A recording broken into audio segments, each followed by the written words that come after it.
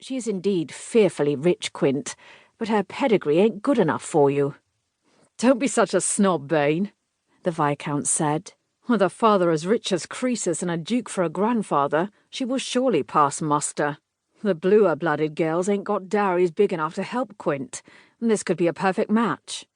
"I knew her brother slightly," Lord Walworth said helpfully. "A nice chap, exquisite manners, and always paid his debts promptly."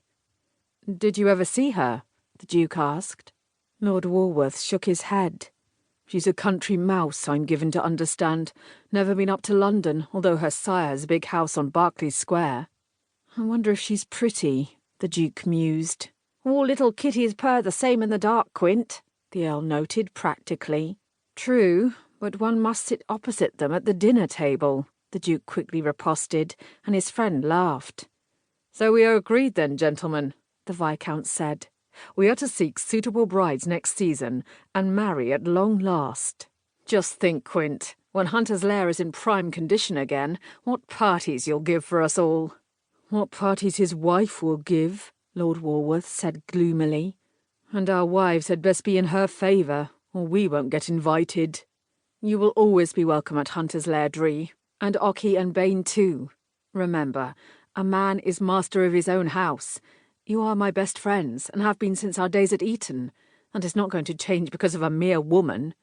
Now," he banged his goblet upon the scarred oak table and shouted, "Crofts, where is dinner?"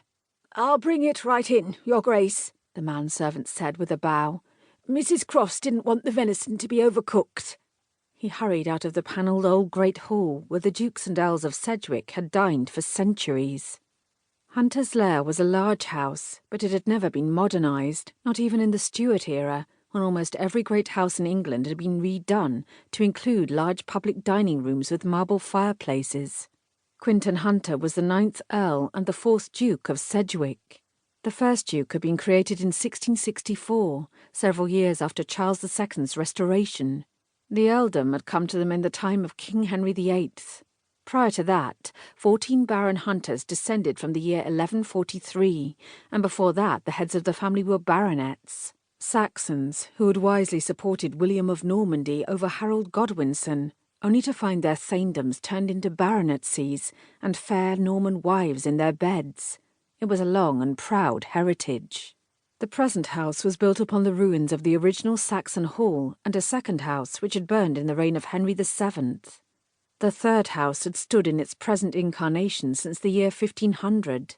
It was built of red brick, although the stones were generally obscured by the shiny green ivy growing over it. The ancient leaded panel casement windows remained lovely, but had become, with time, very fragile. They were opened rarely, and then most carefully. It was, despite its antiquity, a very elegant house that had been home to many generations of hunters, and the Duke loved it. It had always been expected that he would marry, although his late father's wishes in the matter seemed to lack a sense of reality. Who was going to marry a blue-blooded pauper, the Duke thought to himself. But marry he must if Hunter's Lair was not to fall into further decay. And then there was his younger brother George. Without a rich wife's moneys, the Duke could not buy his brother a commission in the army, or even a pulpit in some small church. "I shall have to sell some horses if I am to have a fashionable wardrobe and pocket money," Quinton Hunter said aloud. "And we shall all stay at my father's London house," the Viscount decided. "The old man doesn't come up for the season any more. He scarcely goes to Parliament, but he keeps the house open for family and friends from September through June." "Damn generous," Lord Walworth said. "Yes, thank you, Ockie," the Earl agreed. "We ain't never had a house in town. I hope the lady I find to marry has a family with one." "I shall be glad to accept your invitation, Ockie," the Duke said. "We have 2 months to prepare," the Viscount said. "Tomorrow we part, and we shall meet again on March the 15th to travel up to London together, gentlemen." "Agreed," the Earl and Lord Walworth replied simultaneously. "Agreed," the Duke said. Part 1. AD 1795. A very successful season. Chapter 1. "At best we can bag an earl, or perhaps an earl's heir for Allegra," Lady Olympia Abbott, Dowager Marchioness of Rowley, told her brother-in-law, Lord Septimus Morgan. "Pandora's